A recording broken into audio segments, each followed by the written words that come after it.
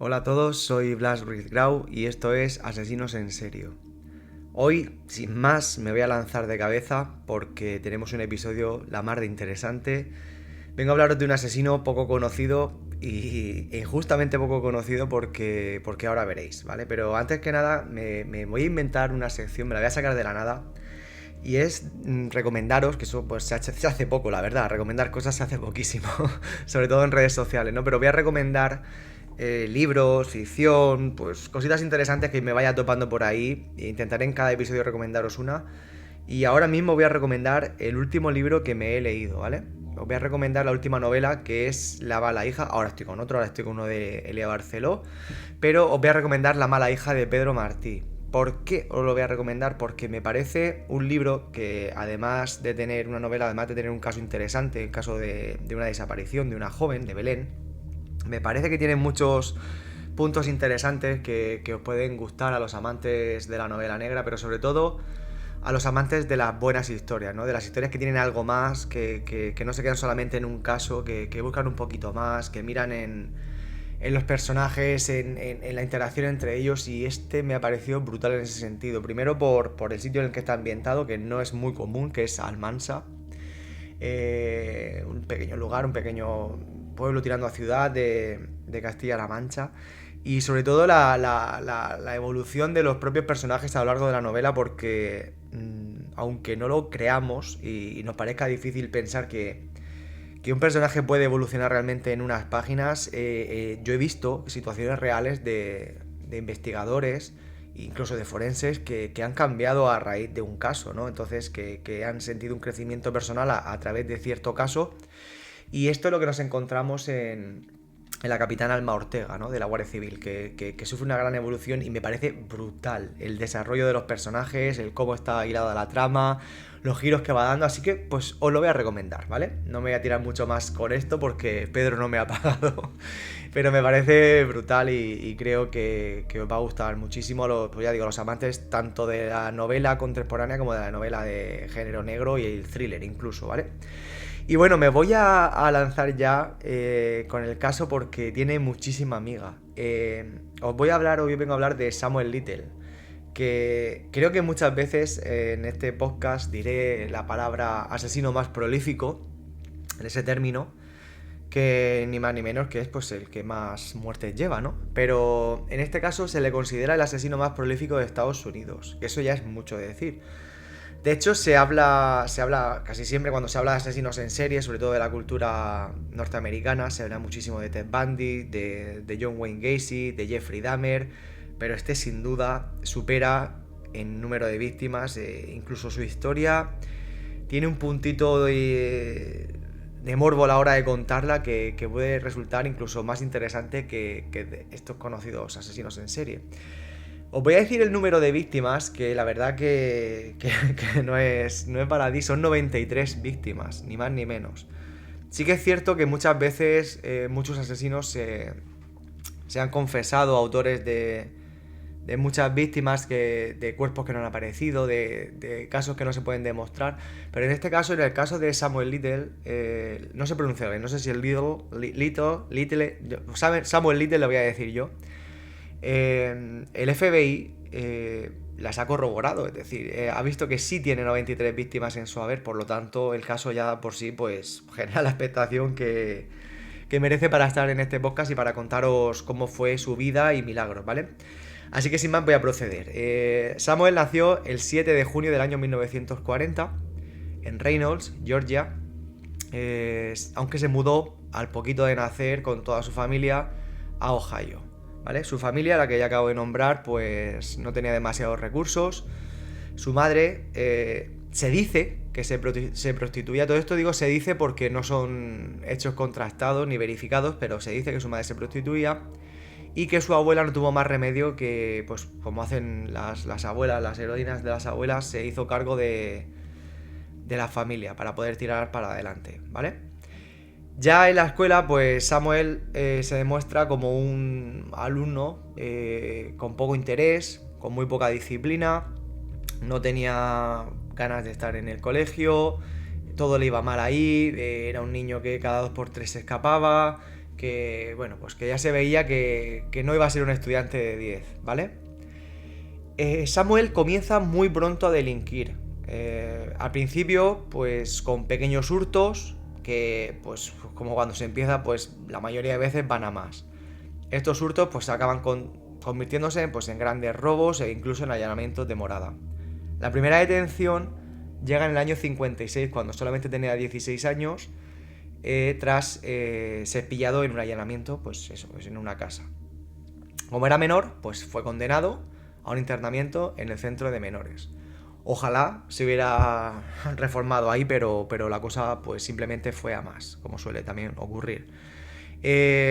Así que pues sigue con sus hurtos, sigue con sus allanamientos y al final en 1961 lo vuelven a detener y lo envían a prisión durante 3 años por reincidir tanto en ese tipo de delitos.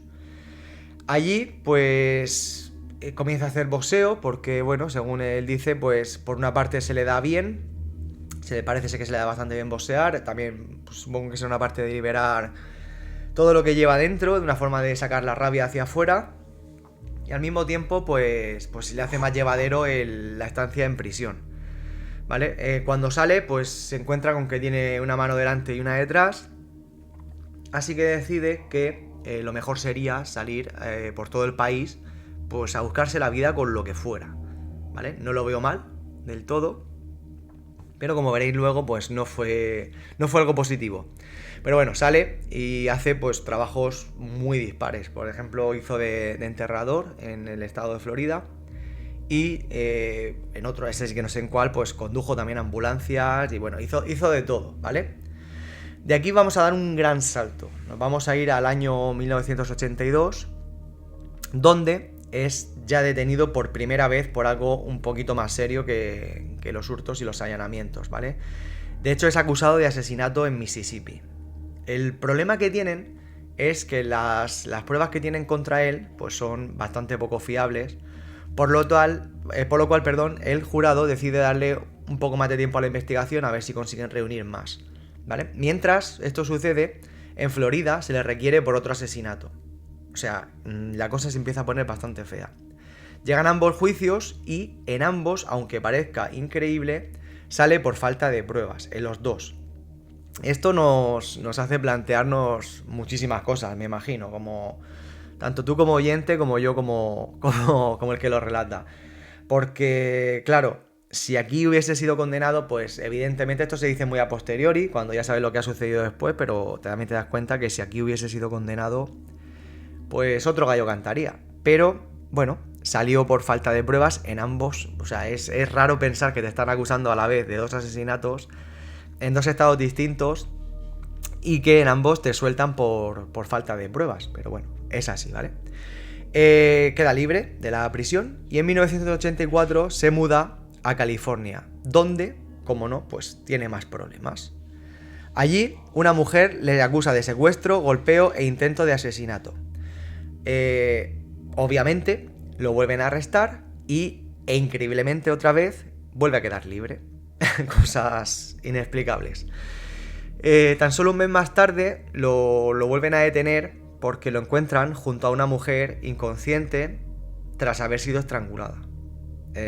Por suerte, aquí ya parece que sí que ven algo y lo condenan a 2 años y medio por tentativa de homicidio. Es cierto que con el historial que tenía suena bastante poco, pero bueno, al menos fue a la cárcel, aunque de poco sirvió, como veremos. De ella salió en el año 1987 y se muda a Los Ángeles. Es curioso porque ya llegamos al año 2012 y hasta que en ese año se detiene en un albergue por temas de drogas, ¿vale? No tiene nada que ver con los otros delitos que ha cometido antes. No se sabe nada de lo que hace, ¿vale? Hasta ahí no se tienen noticias de que haya tenido detenciones, ni no sale su nombre a la palestra, digamos, ¿vale? Hasta el año 2012 no sabemos nada de él. Aquí llega un cúmulo de casualidades y de cosas que suceden así. A veces que las investigaciones son producto de un arduo trabajo, de un arduo procedimiento policial, de dar un pasito primero, otro después. Y otras tantas, como veremos en varios casos que iré trayendo aquí también al podcast, son producto de la más pura casualidad. El caso es que ahí, en ese momento, se le decide hacer una prueba de ADN, ¿vale? No saben mucho de este tío, entonces se le hace una prueba de ADN por si acaso se pudiera relacionar con alguna cosa anterior y gracias a esto pues condenarlo a algo más, ¿vale? Fíjate que es una cosa que no se suele hacer, pero en ese momento se decide hacer. Se le hace la prueba de ADN y se encuentra que tiene coincidencia con 3 perfiles desconocidos que tenían de 3 violaciones que habían sucedido entre los años 87 y 89. Ya digo, es una casualidad que no suele suceder así, pero en este caso sucede.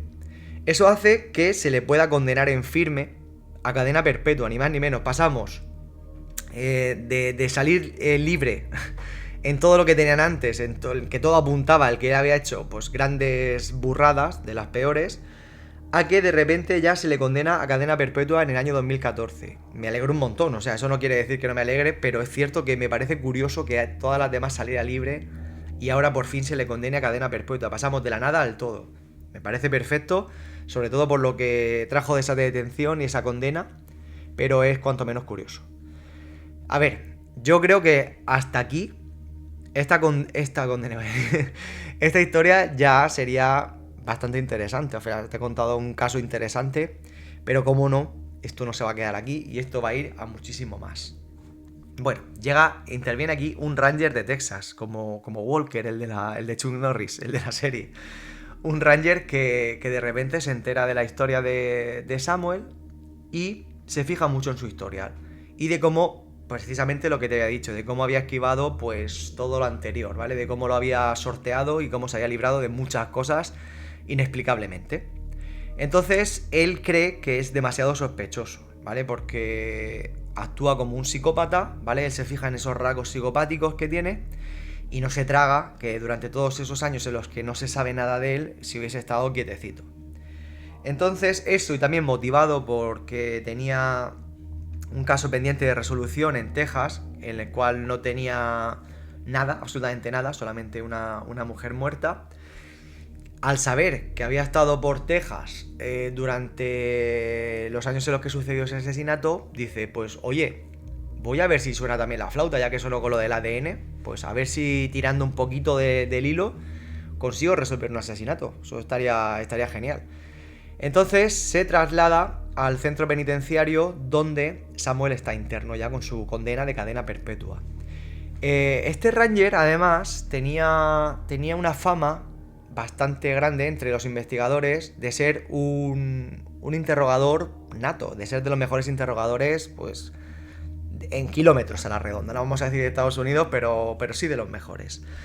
Y pues quiere aprovechar eso para ver si le consigue tirar de la lengua en la cárcel. Entonces, bueno, pues se cita con él. Los investigadores de su caso, están presentes tras el cristal. Y este Ranger pues comienza pues el interrogatorio. Durante la primera hora, lo cierto es que no consigue nada, porque lo único que hace Samuel es despotricar todo el tiempo, pues contra jueces, contra fiscales, contra policías, pues eso, pues contra todo el mundo que ha estado involucrado en su detención y condena, ¿vale? Toda esa hora pues se tira con eso y el Ranger ve que por ahí no puede tirar. Entonces, muy listo él, intenta atacarle a lo que más pues se le puede tocar a un psicópata y a un asesino en serie, que es por el tema del ego. Entonces la estrategia que él hace es decirle que si no le da rabia, que vaya a pasar a la historia como, esto va entrecomillado, como un simple violador, ¿vale? Bastante entrecomillado, y que no se le reconozca como el asesino que él piensa que es, que él sabe que es un asesino y que es injusto que nadie más lo conozca como lo que realmente es, como un asesino sanguinario, despiadado, que puede pasar a la historia así, que si no le da pena que solamente vaya a pasar por lo otro. Pues tocó la tecla, porque el Ranger relata que los ojos de Samuel, de hecho esto también lo constataron los investigadores, cambiaron de repente, como que empezó a mirar de otra manera y como que empezó como a sonreír y como a decir...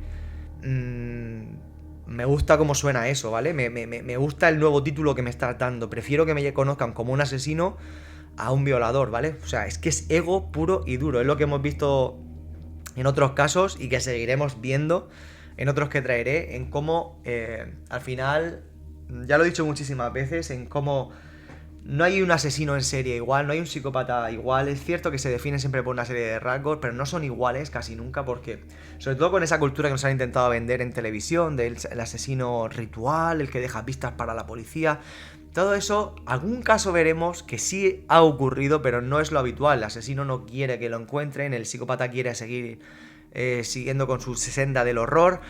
Pero sí que suelen coincidir casi todos en ese rasgo, ¿no? En el ego. El ego es algo que les puede, es algo que les posee, que es algo que... El saberse mejor que los demás, el pensar que son todopoderosos, es un rasgo que comparten todos y que a muchos les ha llevado por el camino de la perdición. En el caso de Samuel, no, porque Samuel ya estaba con una condena de cadena perpetua en firme, pero a otros asesinos, como se me ocurre el caso de Edmund Kemper, que si queréis os lo cuento, si queréis contádmelo también en mis redes o en comentarios. Decidme si queréis que os cuente el caso de Edmund Kemper, aunque es conocido, pero desde mi punto de vista, desde mi visión, de mi forma de contar las cosas. Veréis también cómo el ego le pudo, cómo el ego les ha jugado una mala pasada, de cómo no les iban a coger si no hubiese sido por ese ego, ¿no? Y en el caso de Samuel, sobre todo sirvió para conocer su verdadera obra, porque hasta el momento no había sido condenado por ningún asesinato. Y entonces, pues como le gustó cómo sonaba eso, el Ranger lo vio, que por ahí podía tirar y le siguió apretando. Entonces confesó 3 crímenes, al menos en su zona, la zona del Ranger. Evidentemente los investigadores, antes de dar credibilidad a nada, pues salieron rápidamente a investigar. La cosa quedó ahí, en ese momento, en ese interrogatorio, y salieron a investigarlo y vieron que era cierto. Entonces determinaron varias cosas. Primero, que podría ser que tuviera muchísimas más cosas guardadas, porque todavía había mucho tiempo en el que no se sabía qué había hecho. Pero también que querían contar con este Ranger para poder seguir apretándole con el interrogatorio. Lo consideraron desde luego la persona idónea, porque era el que más había conseguido con él. Y volvieron los interrogatorios. Otra cosa que llama la atención y que sigue haciendo el caso como más espectacular es que en ese momento Samuel pidió unos folios. Nos preguntaremos para qué. Pues sencillo, porque quería dibujar los retratos de esas personas a las que había asesinado, ¿vale? Quería hacer, pues eso, un retrato de personas a las que había asesinado para confesar más crímenes. Esto es bastante increíble, sobre todo teniendo en cuenta lo que cuenta el Ranger y los investigadores, que hacía unos retratos altamente fidedignos, muy bien hechos, y que al parecer mostraban una memoria fotográfica apabullante, ¿vale? Pues esto asustaba mucho, pues sobre todo por esa precisión de esa memoria y esa exactitud de la cual dibujaba los rasgos de sus víctimas. Esto es tan importante como que el FBI colgó esos retratos en su página web para ver si algunas personas lo podían relacionar con desaparecidos. Y estaban tan bien hechos que enseguida comenzaron a llegar llamadas en las cuales se hablaba de que sí, de que ese era un familiar suyo que había desaparecido en tal estado, que no tienen ni idea de él, y al ver el retrato pues lo habían encontrado así de esa manera. Entonces se pudieron iniciar investigaciones, las cuales determinaron que Samuel era el asesino de esas personas. Se llegaron, pues como he dicho antes, a contabilizar 93 víctimas, de las cuales el FBI las pudo comprobar todas. Entonces, en esos momentos el FBI pasó a llamarlo como el asesino más prolífico de la historia de Estados Unidos, muy por encima de H.H. Holmes o de otros que tienen cifras que marean y que asustan. Evidentemente, pues eso, claro, lo primero que se pensó, pues eso, que eran delirios de grandeza, pero ya digo, eso también pasa muchas veces con los asesinos, ya veremos también en otros casos, en casos de Latinoamérica, en los cuales se llegaron a contabilizar víctimas, porque ya digo, el ego de un asesino es desmesurado y cuanto más tengan en su haber, mejor, pero ya digo, en este caso se confirmaron 100%, ¿vale? Como ya digo, esos retratos sirvieron para poder identificar a mucha gente y en muchos casos que estaban en stand-by o en punto muerto directamente y que llegaron a una resolución gracias a esa precisión fotográfica de esos retratos. Hay veces, claro, evidentemente, cuando se sigue con esta investigación, se empiezan a preguntar que cómo era posible que una persona mate a otras 93 y salga impune de todos esos delitos. Evidentemente no vamos a entrar a valorar si es fácil o no es fácil, o no deberíamos valorarlo, pero creo que queda más que demostrado que es muy sencillo dejar algún tipo de rastro, algún tipo de cosas, algún tipo de relación frente a una serie de crímenes, sobre todo cuando hay son una serie de asesinatos. Normalmente siempre se encuentra un hilo del que tirar, un rastro, y aquí no había nada de nada. Y entonces los investigadores evidentemente se preguntaron cómo era posible que hubiese llegado a dejar ese reguero de víctimas sin que nadie hubiese podido sospechar ni de él ni de un asesino actuando de esta manera.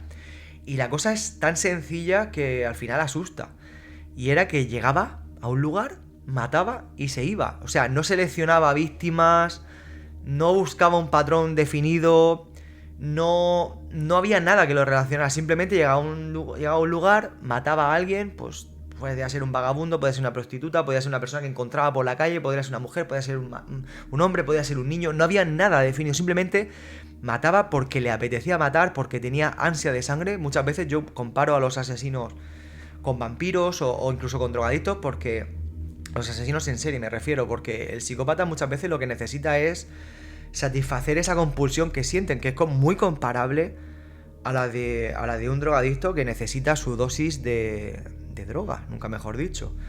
Y en este caso con Samuel se demuestra a la perfección, porque él se dedicaba simplemente a moverse por ahí, a saciar su sed de sangre y seguir moviéndose por ahí para seguir. Es decir, no dejaba ningún tipo de rastro. Sí que es verdad que luego el ego afloró.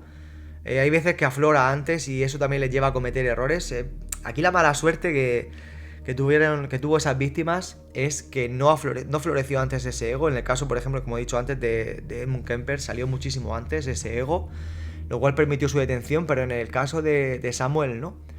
Entonces eso simplemente le llevaba a moverse sin ningún tipo de buscar nada salvo muerte. Entonces eso es lo que hizo que pudiera matar sin que nadie pudiera relacionarlo con nada durante tantos años. Es decir, hasta llegar al número de 93 víctimas. Es que es una absoluta y una maldita locura, lo pensemos como lo pensemos.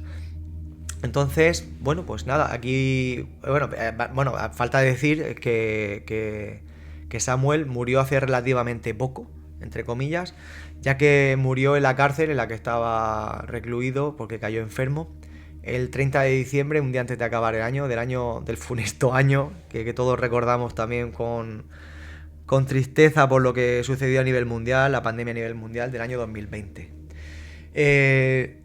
La verdad que es un caso que a mí, sinceramente, cuando lo conocí, porque lo conocí además ese año, este caso es que tiene también cosas muy especiales para mí, porque sobre este caso investigué las 2 semanas antes de la muerte de Samuel, y de hecho escribí este caso en un libro que publiqué con Oberón, con Anaya, que se llama Asesinos en Serio, que creo que muchos conocéis, otros tantos no, yo lo recomiendo. Y terminé de escribir este caso el día 29 de diciembre del año 2020, de investigarlo y de escribirlo para el manuscrito. Y Samuel murió al día siguiente. Entonces, la verdad que es un caso que a mí me toca como especial por muchas razones. Y bueno, te lo he traído a ti para que pues lo valores, pienses si te llama realmente la atención, como me ha llamado a mí. Y a mí, desde luego, que es algo que me deja con la boca abierta. Y es una sensación que intentaré traerte semana a semana en este podcast, que bueno, con mayor o menor tino, creo que me voy soltando, la verdad, creo que me voy, aunque me sigo trabando muchas veces, porque al final es producto de contar las cosas como yo las tengo en la cabeza, salvo una pequeña chuleta. Yo no quiero mentir a nadie, salvo una pequeña chuleta que tengo aquí delante. Pues para datos muy concretos, como la fecha de nacimiento, como cuándo entra, qué año sale de la cárcel, cosas así, pero vamos, que básicamente te cuento las cosas como las tengo en mi cabeza, por eso me trabo, por eso suelto las coletillas que suelto y todo eso. Pero creo que nos hace ser también, tener esa conexión más cercana entre tú y yo mientras te cuento el caso. Y creo que eso es lo que me estáis diciendo que os gusta y quiero mantenerlo así. No sé realmente si el próximo episodio volveré con otro asesino en serie. Me apetece contaros un caso de asesino en serie. Si volveré con un crimen, no sé con qué volveré exactamente. Pero sí que te prometo que lo haré, ¿vale? Porque creo que al final he creado este vínculo con vosotros. También me mola mucho hacer esto, contar las cosas que sea a mi manera. Y seamos más o seamos menos en esta comunidad que se está creando. A mí me encanta, a mí me encanta. Así que pues volveré, si no pasa nada, la semana que viene con un nuevo caso, con un nuevo asesino, con un nuevo lo que sea. Así que solamente te pido que por favor, si te ha gustado, lo compartas, lo comentes, me digas que te mola, que no te gusta, todo eso. Y que bueno, pues que si no nos vemos por aquí, que nos veamos en mis libros o en cualquiera de mis locuras. Soy Blas Ruiz Grau y esto es Asesinos en Serio. Ha sido un placer tenerte aquí una semana más. Nos vemos.